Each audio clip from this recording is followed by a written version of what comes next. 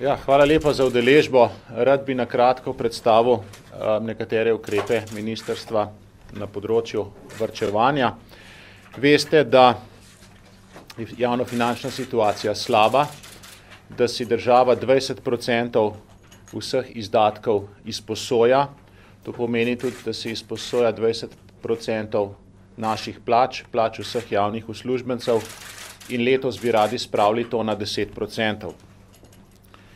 Žal je treba zmanjševati stroške povsod, tudi na Ministrstvu za prihodnost, tudi na šolstvu, znanosti, kulturi in športu. Jaz osebno in vsi moji sodelavci, oba državna sekretarja, vse strokovne službe na tem ministrstvu se zelo trudimo, da bi bili v tem procesu varčevanja kar najmanj prizadeti otroci, družine oziroma starši in zaposleni v javnem sektorju, v tem vrstnem redu.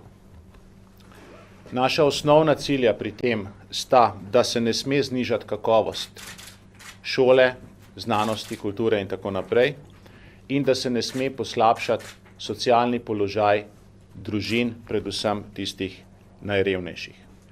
Kot verjetno veste, so ukrepi, ki jih sprejema vlada, dveh vrst. Eni so horizontalni, ki zajamejo tako rekoč celoten javni sektor, drugi so vertikalni, ki gredo po posameznih resorjih, po posameznih področjih. O horizontalnih ste bili že seznanjeni s strani ministra Vizjaka, Pličaniča, finančnega ministra.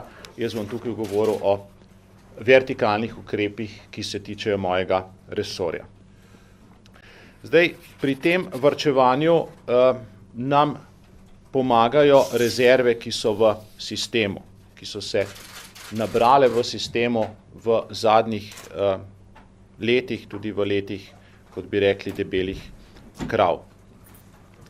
Tisto, kar se je zgodilo, na primer v slovenskem šolskem sistemu, je, da je ves čas, ko so upadale generacije otrok v šoli zaradi nižje rodnosti, da se je skozi ves ta čas povečevalo število učiteljev in drugih pedagoških delavcev, ker smo višali normative in dodajali nova pedagoška in nepedagoška delovna mesta, da pač v šolstvu zaradi zmanjševanja generacij ne bi prihajalo do tehnoloških viškov. Morda samo podatek, leta 1970, ko sem jaz hodil v šolo, je bil en učitelj, pa en strokovni pedagoški delavec na 21 učencev oziroma otrok. Leta 1990, torej 20 let kasneje, eden na 15 in leta 2010 en strokovni delavec na 9 oziroma natančno na 9,3 učenca. To je bilo na področju šolstva. Iz različnih vzrokov smo v tem času večali vpis na univerze, zaradi tega večjega vpisa dodatno zaposlovali. Univerze so razpisovale dodatne programe, manjšale so skupine, kar je spet privedlo do večjega zaposlovanja tudi na tem področju. Na področju znanosti smo država, kjer je največji delež doktorjev znanosti zaposlen v inštitutih, v javnih raziskovalnih zavodih, ki jih seveda financiramo. Ne samo, da jih financiramo, dodatna škoda je, da ti doktorji znanosti niso zaposleni v gospodarstvu. Izobrazili smo jih in ne prinašajo dodane vrednosti v našem gospodarstvu. Skozi dolga leta se je tudi zelo natančno definiralo, kaj je delovna obveznost od nekoga v tem šolskem, visokošolskem, znanstvenem, tudi kulturnem sistemu. In nekatere stvari smo oziroma delajo ljudje v tem sistemu za plačo, marsikaj se pa plačuje posebej, pa bi bilo tudi lahko vključeno v normalne delovne obveznosti. In končno, v dobrih časih smo večali nekatere pravice, vezane na malico, prehrano, brezplačni vrtec in tako naprej. Večali smo pravice vsem, revnim in bogatim, in ta trenutek za to seveda nimamo več denarja. Splošni ukrepi gredo v smeri, da te rezerve, ki so se nabrale, torej govorimo o vertikalnih ukrepih, da te rezerve, ki so se v dolgih letih nabrale, nekako izkoristimo oziroma jih uporabimo zdaj, ko potrebujemo, ko moramo varčevati. Splošni ukrepi na področju šolstva so naslednji. Optimiziramo šolsko mrežo, večamo šolske okoliščine, zato da bomo lahko bolj popolnili razrede v okviru obstoječih normativov. Višamo sicer normativ za velikosti razreda za enega otroka na različnih stopnjah izobraževanja, ampak moramo vedeti, obstoječ normativ je 28, povprečno število otrok v razredu je 16,7 v osnovni in 14,3 učencev na učitelja v osnovni šoli. Skratka, v srednji šoli. Skratka, še veliko stvari lahko naredimo v smeri, ko ne bodo razredi prenapolnjeni, ampak ko bomo samo boljše organizirali mrežo, da bomo vsaj povprečje OECD-ja ujeli.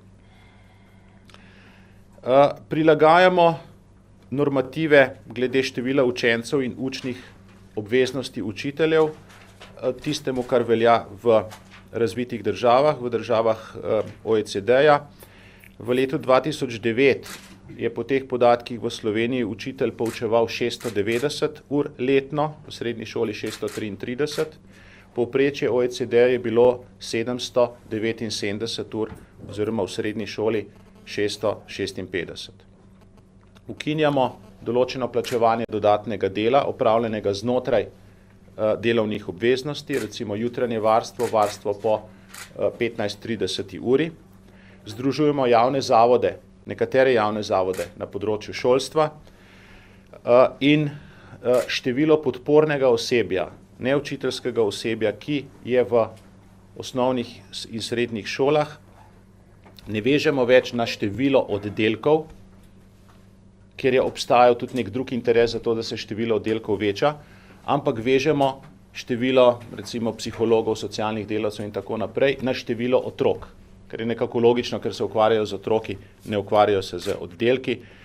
Tudi tukaj imamo neko jasno diferenco z drugimi državami. Slovenija je država, ki zaposluje največ nepedagoškega osebja na otroka med vsemi članicami OECD-ja.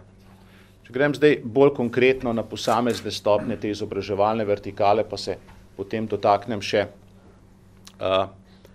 znanosti in visokega šolstva in kulture. V otroških vrtcih res, da zvišujemo normativ za enega otroka več v skupini, ampak rezerva tukaj je, da je v vrtcih vedno kar nekaj odsotnosti, da je povprečno 10% otrok odsotnih vsak dan. Tudi če govorimo o tem normativu, ta normativ je 12+3, torej 15 otrok v oddelku za starostno obdobje od 1 do 3 let in pa 22+3, to je 25 otrok v oddelku za starostno obdobje od 4 do 6 let, torej 15 in 25. Povprečje, ki se pa dejansko dogaja, mimo tega normativa, je pa, da je otrok dejansko v skupinah 8 v mlajši in 9,4 otroka v večji skupini. To so pa realne številke, daleč pod normativom. Povprečne realne številke v Evropski uniji so pa 13,7 otroka v skupini v vrtcih, torej skoraj polovico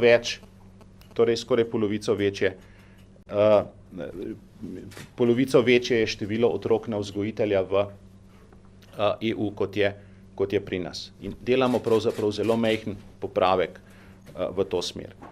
Neposredno delo vzgojiteljic z otroki normativ povečujemo iz 30 na 32 ur in pol tedensko. Ukinjamo, o tem je bilo veliko govora, ukinjamo brezplačni vrtec za drugega otroka v družini, ampak socialno ogrožene družine so pri tem izvzete. Zavedamo se težav, ki jih to povzroča. Mi si želimo, da se ta ukrep vrne takoj, ko bo finančno stanje to dopuščalo, ker so bili pozitivni učinki tudi na demografske trende. Vsi ukrepi na področju vrtcev bi morali privesti tudi do tega, da bi se cene vrtcev znižale. Tiste cene, ki jih plačujejo starši, se bodo zaradi tega morali znižati.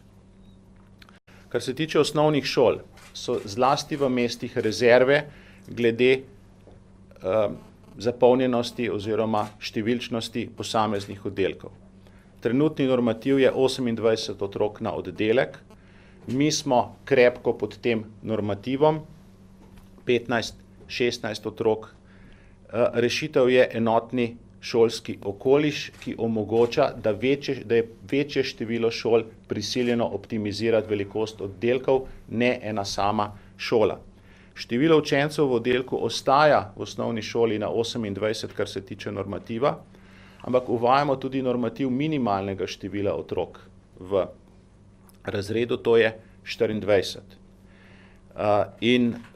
Zgolj izjemoma, kadar tega normativa ne bo mogoče dosegati, dopuščamo do 30 otrok v razredu, namreč to v primeru, če ne bodo dosegli normativa za to, da ustvarijo dodatne oddelke. Tukaj je veliko vprašanj oziroma skrbi za to, češ ali večji oddelki pomenijo slabšo kakovost pouka. Kot rečeno, povprečni oddelki v Sloveniji so daleč pod tem normativom, to je prvo. Drugo, študije OECD-ja kažejo, da ni pomembne korelacije med velikostjo oddelkov in dosežki, ki jih otroci dosegajo na mednarodnih primerjalnih testih. Tretje, morda kot anekdota, Šanghaj, ki ima najboljše rezultate otrok v mednarodnih PISA testih, ima velikosti oddelkov 40 otrok. Pa ne, da bi se poskušali tja bližati, ampak to kaže na to, da je ta skrb v zvezi z velikostjo oddelkov odveč. Učitelji bodo v razredu 1 uro več tedensko, delovna obveznost strokovnih delavcev se poveča za 10%. Jutranje varstvo, na primer, se šteje med redne delovne obveznosti, ne bo več plačano posebej. Do 15:30 ostaja nespremenjeno podaljšanje bivanja v šoli, po 15:30 pa tako kot do zdaj varstvo, ampak tudi to varstvo bo redna delovna obveznost in ne plačano posebej. Za starše se torej na tem področju čisto nič ne spremeni. Manjše samostojne šole se spremenijo v podružnične, če imajo manj kot 9 oddelkov, to določilo pa ne velja za tiste šole, ki so edine v lokalni skupnosti oziroma v občini. Na področju srednjih šol učitelji bodo učili 1 uro več tedensko, v okviru obstoječih delovnih obveznosti seveda. Na področju poklicnega šolstva bomo opravili optimizacijo mreže, ker ugotavljamo, da so vpisi zelo, zelo majhni na nekatere programe in iz tega izhajajo mnoge neracionalnosti. Tukaj nas čakajo na ministrstvu tudi vsebinski ukrepi, po pogovorih tudi za gospodarsko, predvsem za obrtno zbornico, kaže, da smo tovrstno poklicno izobraževanje v preteklosti preveč zanemarjali, da se je skoraj celotno zmanjšanje generacij prelilo v zmanjšanje vpisa na poklicne šole, medtem ko je pri gimnazijah, tehničnih gimnazijah se to zmanjšanje generacij ni odrazilo.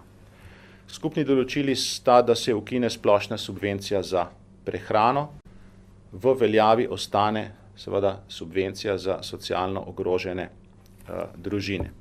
Tudi normativ za čistilke v šolah večamo za 10%. Na področju dijaških domov večamo obveznost vzgojiteljev za 2 uri. Združevali bomo tudi kapacitete študentskih in dijaških domov, poskušali popolniti tudi tiste, ki so na lokacijah, ki so manj popularne. Vsi ti ukrepi imajo za posledico nekaj viškov, nekaj presežnih delavcev, nekaj rezerve je v tem, da nekateri izpolnjujejo pogoje za upokojitev. Delamo pa na tem, da bi ustvarili projekte iz evropskih socialnih skladov in da bi te presežne delavce, ki bi nastali na področju šolstva, usmerili v te projekte. Imamo že nekaj pozitivnih odgovorov na to temo. V zvezi z združitvijo javnih zavodov na področju šolstva naj povem, da delamo na združitvi Zavoda za šolstvo, Andragoškega centra, Šole za ravnatelje, Centra za poklicno izobraževanje in Pedagoškega inštituta.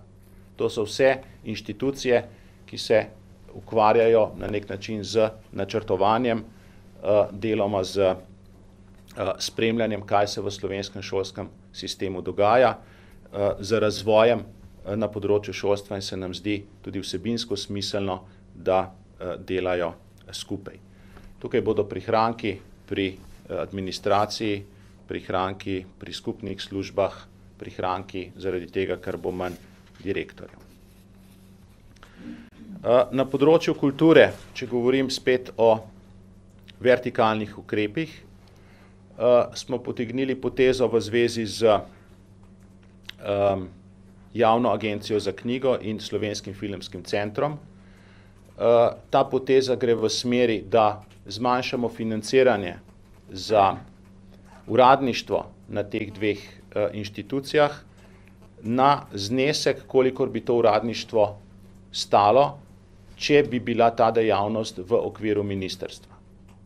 Torej, davkoplačevalci dobijo prihranek, kot če bi stvar prenesli nazaj na ministrstvo, ostaneta pa te dve inštituciji seveda delujoči s svojo avtonomijo in s svojimi programskimi sredstvi. Sicer seveda se na kulturi zmanjšujejo sredstva po tistih, kako bi rekel, horizontalnih principih, tako kot tudi na drugih področjih. Na programih kulture je to krčenje, ki izhaja iz horizontalnih ukrepov, med 15 in 20%. Zategovati moramo pas tudi, ko gre za samozaposlene na področju kulture. Ti prispevki bodo postali odvisni od premoženjskega stanja. Torej, upoštevali bomo dva kriterija, vrhunskost in premoženjsko stanje, za tiste, ki niso ne vrhunski, ne v socialni stiski, tam bomo varčevali. Na področju visokega šolstva in znanosti bomo izkoristili nekatere rezerve, ki so se v tem sistemu uveljavile oziroma ki so bile dosežene v preteklih letih. Gre za to, da bodo lahko izkoristili nekatere presežke prihodkov nad odhodki, ki so jih realizirali v prejšnjih letih. Zmanjšujemo sredstva za študijsko dejavnost za 6 milijonov evrov in tudi na področju znanosti za 6 milijonov evrov. Hkrati pa odpiramo možnosti za to, da bodo visokošolski zavodi, ker je to pač njihova avtonomija, sami ponovno določili, kaj je obveznost zaposlenih na teh inštitucijah, da bodo motivirani za to, da namesto, da razpisujejo veliko število programov, na katere se vpisuje pomalo študentov, in ki generirajo veliko učiteljskih delovnih mest, veliko profesorskih ur, da bodo te stvari združevali, da bodo optimizirali, da bodo zmanjševali stroške in seveda v dohodke zaposlenih, v osnovne dohodke zaposlenih pripeljali tudi tisto, kar se je do zdaj plačevalo posebej, doktorski študiji, izredni študiji, raziskovalno delo in podobne. Znižuje se subvencija za bivanje študentov. Pri zasebnikih to je zdaj znašalo 40 evrov oziroma 32 evrov. Tukaj pričakujemo prihranke reda velikosti 1,7 milijona evrov na letnem nivoju, torej prihodnje leto, letos pa nekoliko manj. Ukinjamo tudi študentsko prehrano med počitnicami. Tukaj je prihranek, na primer, 1,7 milijonov. Tudi financiranje verskih skupnosti se znižuje za tistih istih 15 do 20%, kot smo govorili na drugih področjih, podobno tudi pri športu, vendar so to že ukrepi, ki so horizontalne narave. Kot sem že večkrat povedal, to niso stvari, ki bi jih počeli z veseljem, to niso stvari, ki bi jih delali radi, so pa stvari, ki jih delamo zelo skrbno in dejansko poskušamo pretehtati vsak ukrep posebej, predvsem pri tistih, ki prizadenejo tudi starše, se zelo resno vprašamo po socialnih posledicah in niti en ukrep ni bil tak, kjer bi generalno jemali, ne da bi potem odprli možnost za to, da socialno ogroženi oziroma tisti z najnižjimi dohodki niso prizadeti. Tisto, kar upam, da bo stranski efekt vsega tega, kar bo posledica, je, da bomo vendarle nekatere neracionalnosti, ki so v tem sistemu, po v narekovaju zaslugi te krize odpravili in da potem, ko bodo začeli prijemati tudi drugi ukrepi te vlade, ki so namenjeni oživljanju gospodarstva, ko bomo spet priča gospodarskemu vzponu, večanju vlaganj v šolstvo, izobraževanje, znanost, kulturo in tako naprej, da bodo vse te inštitucije očiščene tega balasta lahko veliko hitreje napredovale in da bo stvar vzcvetela podobno kot zdajle spomladi, bolje cvetijo drevesa, ki so bila obrezana, kot tista, ki niso bila. To je morda en tak srebrn oblak tega, srebrn rob tega sicer sivega oblaka, s katerim se moramo žal ukvarjati.